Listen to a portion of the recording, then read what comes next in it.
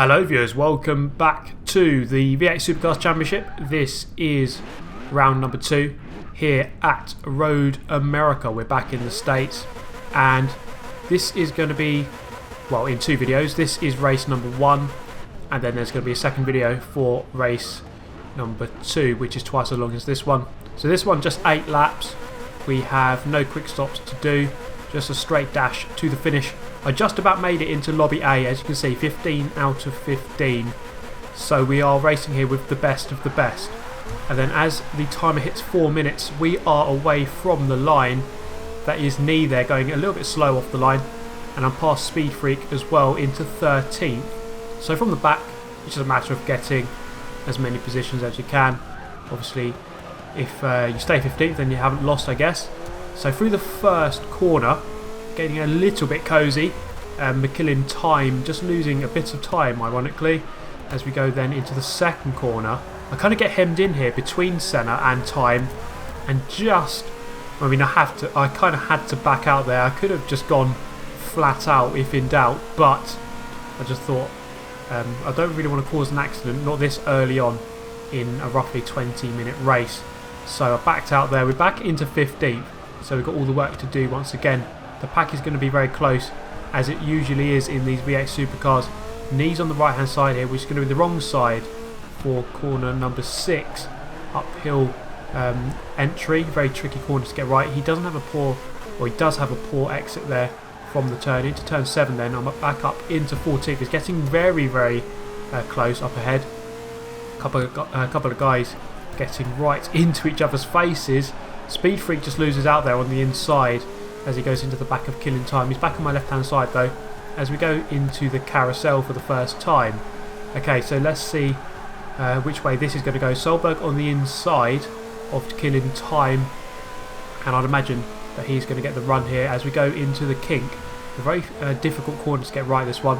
Just about hook up with the apex and then we are through.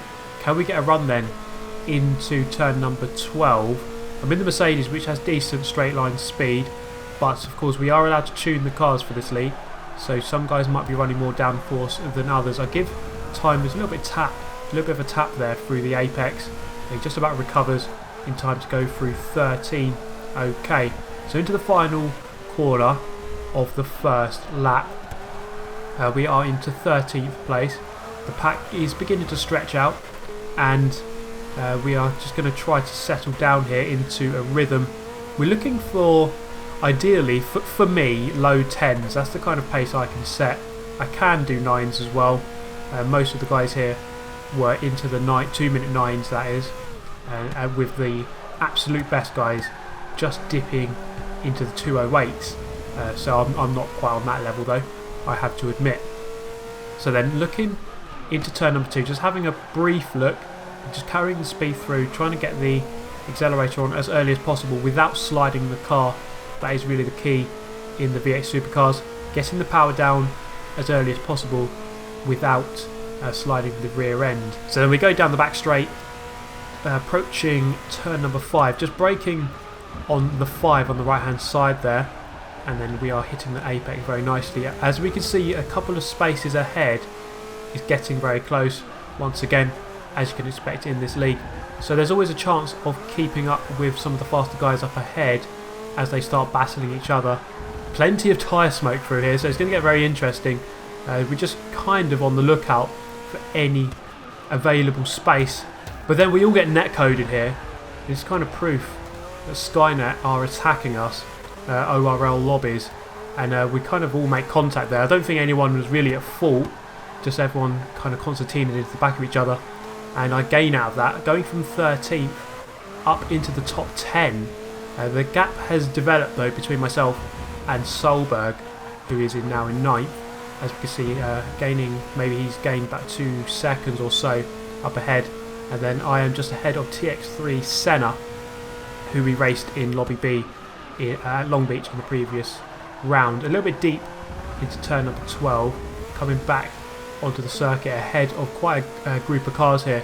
So this is just about trying to keep my cool with quite a lot of pressure behind. That proximity arrow can actually be very, very off-putting when they're right behind you like that.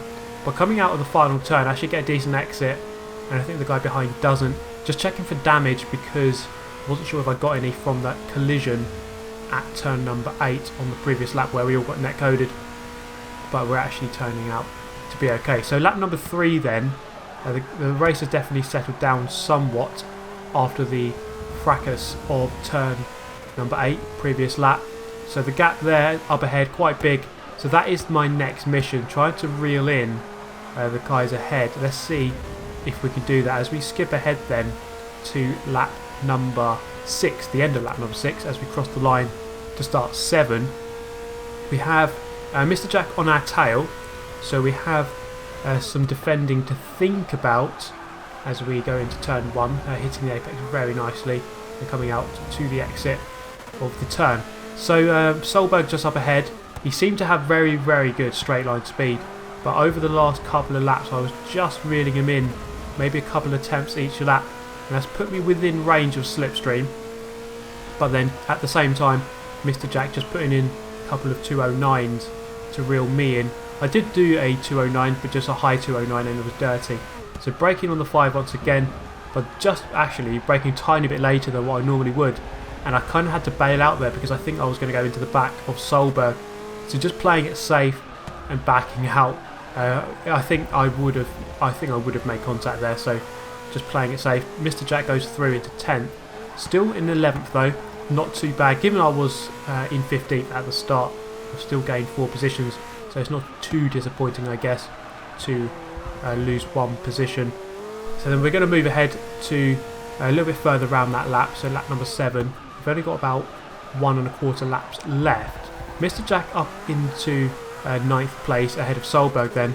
So we've got 1 lap left to try and get back into the top 10. Let's see if we can do that. We have managed to catch up with Solberg, so over the course of the race I would say I am just about quicker. So hopefully that can translate into putting a move on him and getting back into 10th position. We don't really have to worry too much at this moment about Knee behind us, about 200 feet behind. But if we start battling, then he's going to be brought back into play. So 2:11.2 there, not the best lap at all, and mainly because of that mistake going into turn 5 where almost hit Solberg. So they're through the first turn. Both of us get a decent exit through there. Braking on the 2, looking for the 2, carry the speed in whilst braking and turning at the same time. Carry the speed out over the curb on the exit. A little bit too wide, if anything, losing fractions of a miles an hour as we exit turn number 2. Actually, if you look at a track map, that was turn 3. It's very strange. Actually, the straight in between turn 1 and what I would consider turn 2 is actually considered a corner officially, weirdly enough. But then through the apex of 5, just gaining very closely to the back of Solberg. So now it's getting very, very close indeed. And then on the exit of 6, I could feel like I could get the run on him here, but obviously it's not really an overtaken corner.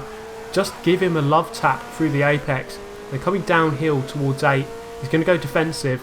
I'm going to look around the outside to give me the inside line for the carousel, but I'm just going to get a little bit sideways, and that's going to put him on the back foot here, as Knee, my former teammate, is just going to close up to the back of me, so I have to think about that as well. But then on the exit of the carousel, I kind of just have one of those nervous twitches where I drive wide, and as you can see there, Solberg's just going to get a run, and Knee almost getting past. I kind of had to move across to cover him off. Solberg wide onto the grass, but unfortunately my mistake kind of pushed me back a little bit and I wasn't close enough.